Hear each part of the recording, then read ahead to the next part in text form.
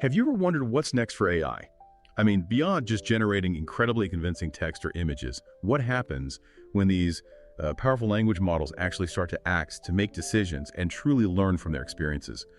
Becoming autonomous, intelligent agents. Welcome to AI Paper Podcasts. We're your shortcut to understanding the cutting edge of AI research. Today, we're diving deep into a really comprehensive survey paper. It's called The Landscape of Agentic Reinforcement Learning for LLMs, and it just came out September 1st, 2025. It's a massive collaborative effort. I mean, look at the author list: University of Oxford, Shanghai AI Laboratory, National University of Singapore, tons more. Honestly, this feels like an essential read if you're in AI research or ML engineering and want to stay right at the forefront. So our mission today is basically to pull out the most important bits from this huge survey. We want to help you quickly get the core concepts, understand where things stand right now, the state of the art, and maybe peek into the exciting future directions for agentic reinforcement learning for these large language models. Okay, so for those who need the super quick version, here are the key insights in like a minute. The main idea is agentic reinforcement learning, or Agentic RL. It treats LLMs not just as, content generators, but as autonomous agents capable of making sequential decisions. It's a pretty fundamental shift from what we might call traditional RL for LLMs, like preference-based fine-tuning. That stuff mainly focused on single-turn output quality. Agentic RL, though, moves to multi-turn, goal-oriented interactions. And these happen in dynamic environments, often environments where the agent doesn't need to see everything. This approach gives LLMs really critical capabilities, things like planning, reasoning, using tools, maintaining memory, even self-reflection. The paper really formalizes this shift, highlighting the differences in state space, action space, reward functions, learning objectives. It's quite detailed. And it's not just theory. This is already making waves in web search, code generation, math reasoning, GUI interaction, even embodied robotics. But look, despite the fast progress, there are still big challenges. Especially around trustworthiness, security, hallucination, sycophancy, and just the sheer scale of training these things and building the environments. Oh, and if you really want to dig in, check out the code repo they link, https://github.com/hi, miracle awesome agentic LLM-RL papers. Okay, let's really unpack this now. The paper jumps right in defining agentic RL. So what exactly is this new paradigm? And how is it fundamentally different from, say, the traditional RL for LLMs, like those preference methods we've heard so much about? Yeah, it's fascinating how they frame it. They basically say, look, instead of thinking of LLMs as just static conditional generators, you give it a prompt, it gives you text. Agentic RL views them as learnable policies embedded within sequential decision-making loops. Okay, decision-making loops. Mm-hmm. So it's not just spitting out one answer based on a prompt. Exactly. It's more like, imagine an LLM not just writing a report, but learning to navigate a complex system like a database or the web, figuring out what information it needs, gathering it, maybe asking clarifying questions, then writing the report, and maybe even revising it based on feedback or new info. It's learning to act and adapt over time. Right. It's about continuous action in a situation that might be changing rather than just nailing one single response. Yeah, precisely. Yeah. And the paper gets quite formal about this distinction. You mentioned traditional preference-based reinforcement fine-tuning, PBRFT. That's typically optimized for fixed preference datasets, focused on single-turn text quality. They actually call it a degenerate Markov decision process, basically. An episode is just one step. Prompt in, response out, get a reward, done. Like a single transaction. A one-shot deal. Yeah, one-shot deal. But Agentic RL, that's tailored for specific tasks, often in dynamic, complex environments. It's modeled as a partially observable Markov decision process, a POMDP. And the key difference is the horizon, T, is greater than 1. Many steps. Partially observable, meaning the agent doesn't always know the full state of the world, like us. Exactly like us, yeah. It gets observations, based on the current state, but that state might have hidden aspects, and it evolves over time, often with uncertainty. The agent has to act based on incomplete information, and when you break down the formal components, the differences really pop. The state space in PBRFT, it's just that initial static prompt 0, 0. In Agentic RL, it's dynamic evolving states. The action space, A, PBRFT, pure text. Agentic RL combines ATEX, so natural language, plus action-structured non-linguistic actions. Things like making an API call search, Einstein, or maybe controlling a robot, move north. Whoa, okay, so it's not just talking about searching, it's actually executing the search command. That feels like a massive leap. It fundamentally changes the game, right? Then look at transition dynamics. PBRFT is deterministic. You put in a prompt, you get an output. Agentic RL has dynamic transitions, P plus first, at. The environment changes based on the agent's actions, and there's uncertainty involved. More like the real world. Much more. And the reward function, PDRFT, usually gets a single score for the whole response. Agentic RL uses stepwise rewards, or SADAT. These can be dense, sparse, maybe even learnative rewards, often combining progress towards the main goal with sub-rewards for good intermediate steps. So it gets feedback along the way, not just at the very end. Exactly. Which leads to the learning objective.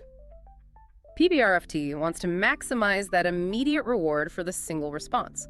Agentic RL aims to maximize the discounted cumulative reward over the whole sequence, Agent RST at Prado. It's about long-term planning and figuring out which early actions lead to good outcomes later. It's playing the long game. That distinction really clarifies what agentic means. It's about that long game, the sequential action. So, okay, what does this actually let these LLM agents do? The paper talks about model capabilities, sort of the internal toolkit that RL helps build. Let's start with planning. That seems absolutely vital for any long horizon task. It really is. These capabilities are the building blocks, you know. Moving beyond just generating text to, well, intelligent behavior. For planning, RL seems to play a couple of key roles. First, you can think of RL as an external guide. The LLM might generate potential actions or plan steps, but RL trains an auxiliary function, maybe a reward predictor or a heuristic that helps guide more traditional search algorithms like Monte Carlo tree search to figure out which plan is best. Think of it like RL coaching a search algorithm. We see this in systems like ROP or LATS. So the LLM suggests moves, and RL helps evaluate them. Kind of, yeah. Or, second, RL can be more of an internal driver. It directly trains the LLM's own policy to generate better plans, so the LLM itself learns to plan more effectively, like in Plan Seek Learn. And looking ahead, the paper suggests the future is probably in synthesizing these approaches, maybe internalizing some of that structured search, or even developing a meta policy where the agent learns when and how deeply it should stop and think, you know? Optimize its own planning effort. That's fascinating, learning how to think. Okay, but planning isn't enough if you can't interact, right? What about tool using? We've seen LLMs calling APIs, but how does Agentic RL change that? Right. Tool use is a perfect example of agents needing to act. Early methods, like the React framework, often used clever prompting or maybe supervised fine-tuning on examples of tool use, like toolformer or agent tuning. But these often learn somewhat static patterns, you know. They see an example, they imitate it. RL's contribution here is enabling adaptive tool use in dynamic situations. Adaptive how? Well, instead of just following a fixed script like search for X, then summarize, an agentic RL agent might learn, okay, if my first search using tool A fails or gives bad results, maybe I should try tool B, or perhaps I need to rephrase my query. Or maybe I need to use the calculator tool first to figure out what to search for. It learns contingency plans and better strategies through trial and error. Projects like Sparl, ToolRL, and Retool are pushing this. Okay, so it's less like following instructions and more like developing expertise. That links nicely to memory, doesn't it? An agent acting over time needs to remember things. Absolutely. And Agentic RL is transforming memory from just like a passive database into a dynamic RL-controlled subsystem. We see RL being used to adjust retrieval behavior in RG-style systems, like deciding what or when to retrieve. Prospect and Memory R1 do this. Memory R1 even uses PPO or GRPO for deciding memory operations like ADD, update, delete, or noop. But it goes further. There are agents with explicit trainable memory controllers. Some use RL to decide which actual tokens or pieces of text to keep in a limited memory buffer, like Mem Agent. Others use implicit memory, like latent embeddings or memory tokens that RL learns to update and integrate, making them more resistant to forgetting, like in MemRLM. Wow, so RL is managing the memory itself. Yeah, deciding what's important to keep, what to forget, how to integrate it. And the paper suggests future work could involve RL controlling more structured memory systems, like knowledge graphs or databases, managing insertion, deletion, maybe even abstraction or linking related memories together. It's an active memory system. Active memory. That's cool. And if it's acting and remembering, it also needs to learn from its mistakes. What about self-improvement? Exactly. This is another key area where RL shines. It allows agents to learn from their own experiences through self-generated feedback. We've seen methods based on verbal self-correction, where the agent critiques its own output and tries again, like reflection, self-refine, critic. But there's also work on internalizing this self-correction process, making it more integrated, like no self or sweet, PRL. And the really exciting prospect here is meta-learning for adaptive reflection. Imagine an agent not just correcting mistakes, but learning how to self-correct more effectively, choosing the right reflection strategy for the situation, refining its own criteria for self-critique, learning to learn better. Learning to learn. That keeps coming up. Okay, let's touch on reasoning. LLMs reason, but how does RL enhance that? The paper mentioned System 1 and System 2 thinking. Yeah, that's a useful framing. System 1 is that fast, intuitive, next token prediction style reasoning. It's efficient but can be error-prone. System 2 is slower, more deliberate, structured reasoning thinks, chain of thought, multi-step verification. It's usually more accurate but takes more time and resources. RL is being used to enhance both, but particularly the integration. For example, guiding multi-step reasoning processes, maybe deciding when to employ System 2 thinking versus relying on System 1. Projects like ICL MCTS or Lovaco use RL here. The future direction is really about integrating that slow, deliberate reasoning more effectively into agentic loops, tackling challenges like training stability and avoiding overthinking, while maybe developing hybrid strategies that balance speed and accuracy. Makes sense. And finally, for capabilities, perception. How does RL help bridge sensory input, vision, audio with the language model's understanding? Perception is critical for agents interacting with the real or simulated physical world.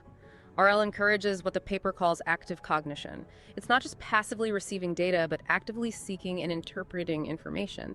So for vision, you see grounding-driven perception, where LLMs repeatedly query images, maybe focusing on specific regions to ground their reasoning steps, like in great or deep eyes. There's also tool-driven active perception, where visual tasks are framed as agentic processes using external vision tools like Vista or Pixel Reasoner, and even generation-driven perception, where agents might generate sketches or mental images to help them solve a problem, like visual planning. It extends beyond vision too. RL helps guide reasoning in audio language models, refine speech synthesis for more natural interaction like in Echo Inc. R1, and it's pushing the boundaries in 3D understanding and generation too with projects like Metaspatial and DreamCS. It's about making the agent an active participant in understanding its sensory world. That's an incredible suite of capabilities: planning, tool use, memory, self-improvement, perception, reasoning. But what are these sophisticated agents actually doing? In practice, how are people applying Agentic RL across different tasks? Right. This is where we see the real-world impact, or at least the simulated world impact so far. The survey does a great job categorizing these applications by domain. First up, search and research agents. This is a big one. Agents designed to navigate the web, dig up information, synthesize it, maybe draft reports or summaries. On the open source side, you've got things like WebDancer, WebThinker, ASearcher, often using large-scale asynchronous RL to handle the complexity of web exploration. MirrorMind ODR is trying to build a whole open-source research ecosystem. Interestingly, some work like Zero Search and SSRL really tries to use the LLM's internal knowledge more for scalable offline self-search. This avoids some of the costs and instability of hitting live web APIs constantly during training. Ah, that's clever. And the closed source ones? Yeah, we see some really powerful systems mentioned, like OpenAI, Deep Research. They report a 51.5% pass rate on the Browse Comp benchmark, which is impressive. Also, Perplexity's Deep Research, Google Gemini's version, Kimi Researcher.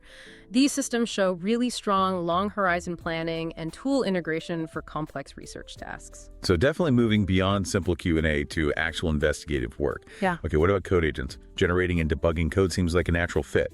It really is.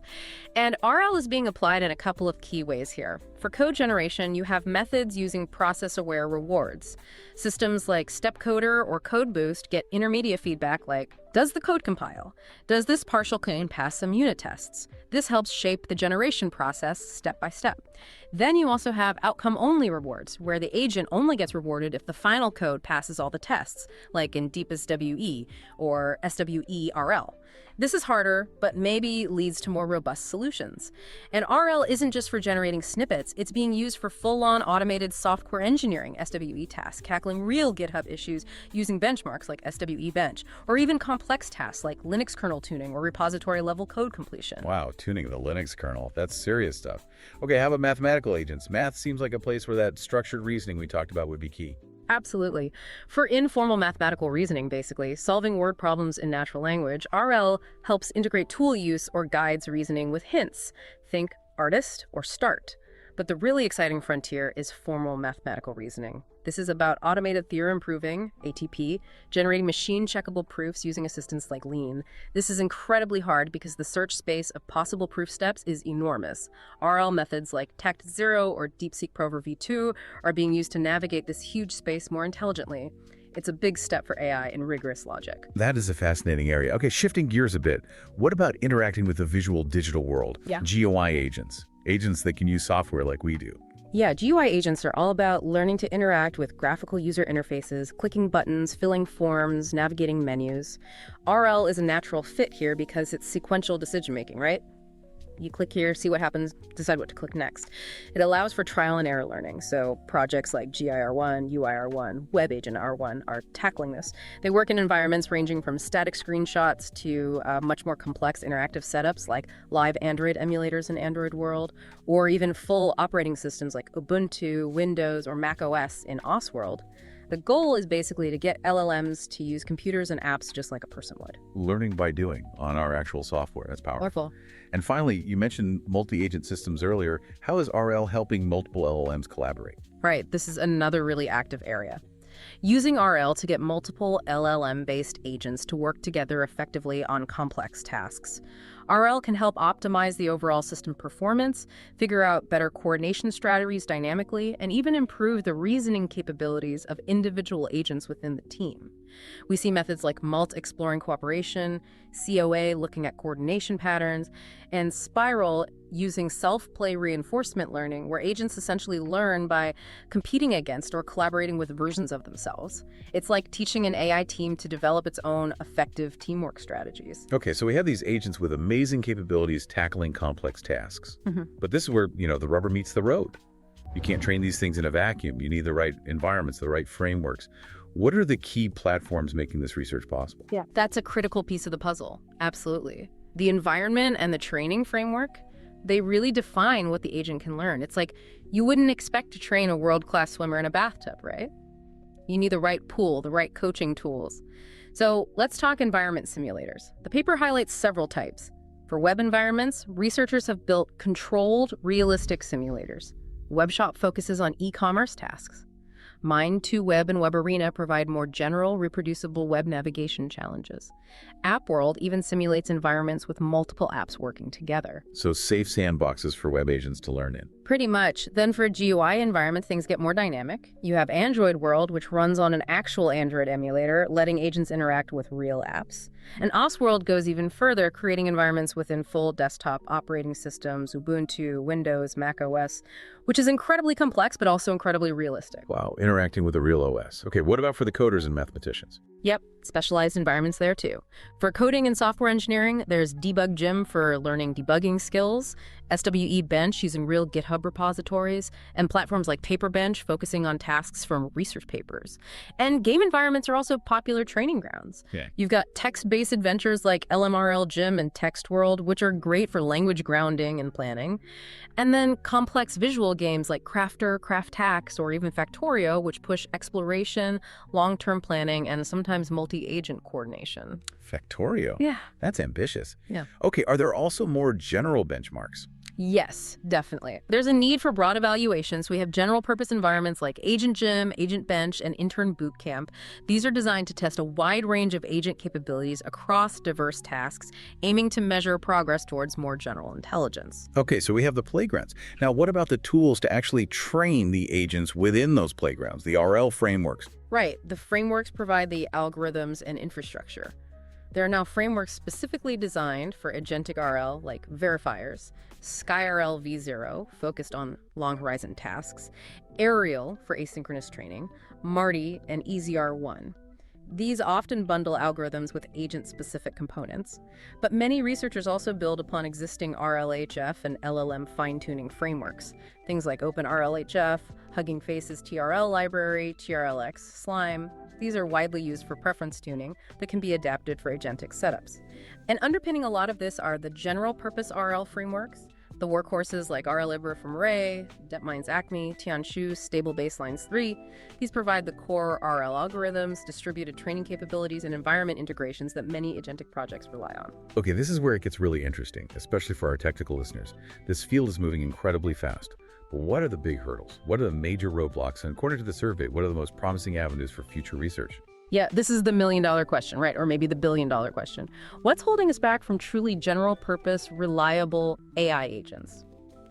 The paper zeroes in on three really pivotal challenges. The first one is huge: trustworthiness. And for agentic LLMs, this is way more complex than for standard LLMs. Think about security. These agents have a much larger attack surface, they use tools, they access external systems, they have memory, they make plans. RL itself can be a double-edged sword here. An agent could learn unsafe actions or how to bypass safety protocols if those actions happen to lead to higher rewards in the training environment.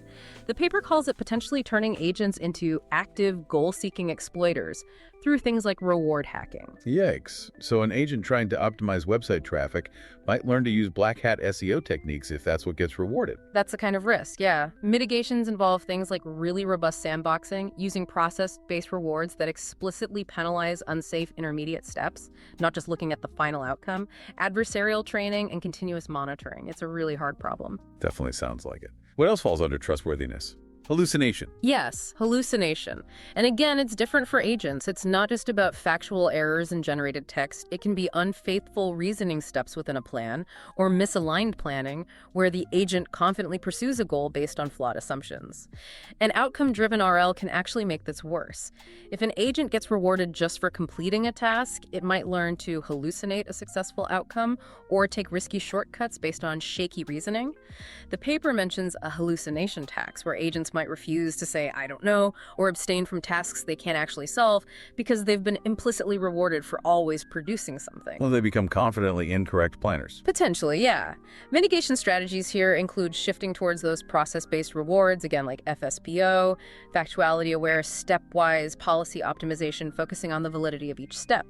Also, data-centric approaches like training on a mix of solvable and unsolvable problems to teach the agent when to abstain. And inference time checks using retrieval or tools for fact-checking. Okay. And the third part of trustworthiness mentioned in the summary was sycophancy. Right, sycophancy. This is the tendency for models to agree with user biases or preferences, even when those are incorrect, simply because the reward model learned that agreement equals user satisfaction. In an agentic setting, this is particularly dangerous because it could lead to the agent making flawed decisions or plans just to align with a user's potentially wrong beliefs. RLHF can definitely exacerbate this if the reward model isn't carefully designed. Mitigations involve building sycophancy-aware reward models using AI feedback methods like constitutional AI, maybe even contrarian prompting, and developing online methods like Cooper that try to co-optimize the policy and the reward model to prevent this kind of misalignment. Okay, so trustworthiness is massive. The second major challenge area is scaling up agentic training. This hits on the practical bottlenecks: computation, data, algorithms. The sheer data size needed is enormous, especially for training agents that can generalize across many domains. Research shows complex interactions here. Sometimes training on multiple domains helps, sometimes it causes interference. Therefore, data curation is key. We also desperately need better algorithmic efficiency. RL, especially exploration in these huge, complex state and action spaces, can be incredibly sample inefficient. We need algorithms that learn faster from less data. And a really promising direction here is adaptive curricula. The idea is to have environment generators, like NVIN mentioned in the paper, that dynamically create new training tasks or modify existing ones based on the agent's current weaknesses. It creates this sort of training flywheel for continuous self-improvement, focusing the training effort where it's needed most. Like a personalized AI tutor for the AI agent itself, constantly adjusting the difficulty.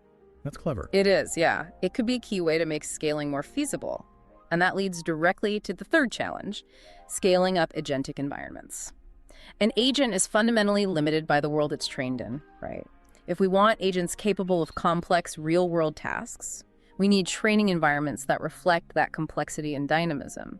This means building environments that are not only complex but also adaptive, that capture real-world uncertainties, that help bridge the infamous sim-to-real gap for embodied agents, and that can somehow handle the immense computational cost associated with simulating realistic interactions. It's about building better, more challenging, more realistic digital worlds for these agents to grow up in.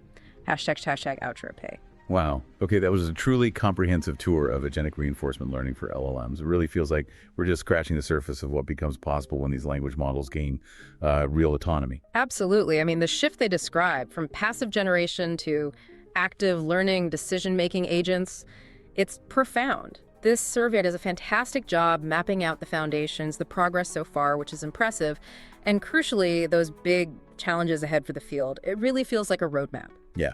And as we give these LLMs these capabilities, planning, tools, memory, self-improvement, and let them loose, so to speak, and these dynamic environments. It feels like we're creating intelligences that learn not just what to do, but genuinely how to learn more effectively in a world that's always changing. That's the really deep implication, isn't it? When the agent starts to learn and refine its own meta-policies for learning, for reflection, for planning, that's a whole new level of intelligence. It makes you wonder, what new ethical questions, what philosophical questions arise when agents start dynamically refining their own learning strategies?